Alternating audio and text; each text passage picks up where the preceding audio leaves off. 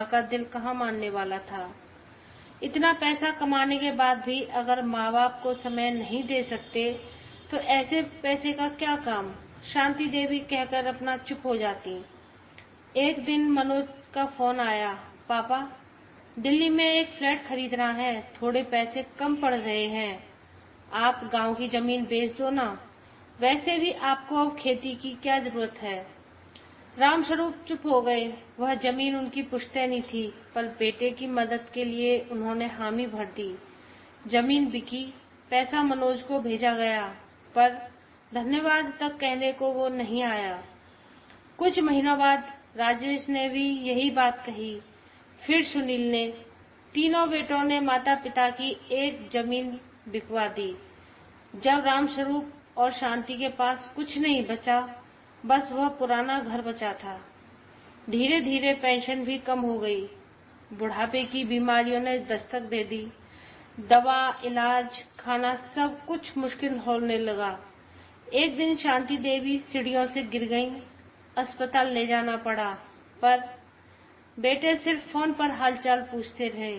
रामस्वरूप जी ने बेटे को कहा, बेटा, माँ को ऑपरेशन करवाना पड़ेगा। जवाब आया, पापा, अभी बहुत बिजी हूँ, कुछ दिन में देखता हूँ। रामस्वरूप जी ने अपने पुराने दोस्त से कर्ज लिया और इलाज करवाया, पर आत्मा अंदर से टूट चुकी थी। शांति देवी की तबीयत एक बार फिर बिगड़ी। डॉक्टर ने कहा, इन्हें स्थायी देखरेख की जरूरत है। रामस्वरूप जी ने बेटों से कहा, अगर तुम लोग माँ को अपने साथ रख सकते हो तो अच्छा रहेगा। तीनों बेटे ने साफ मना कर दिया। मनोज ने कहा, पापा, हमारे पास जगह नहीं है। राजेश ने बोला, बच्चों की पढ़ाई है, कैसे संभालेंगे। सुनील ने कहा, हम तो विदेश जाने वाले हैं पापा।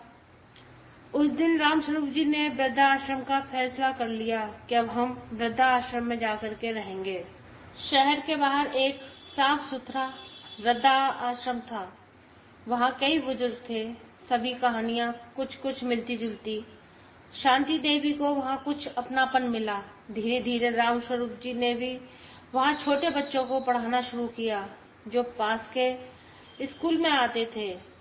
लोग उन्हें बाबा मास्टर कहने लगे। वृद्धाश्रम में एक नई जिंदगी शुरू हो गई। उनके पास पैसे तो नहीं थे, पर आत्मसम्मान और शांति लौट आई थी। एक दिन राजेश का बैंक डूब गया, नौकरी चली गई। मनोज की कंपनी में छटनी हुई। सुनील का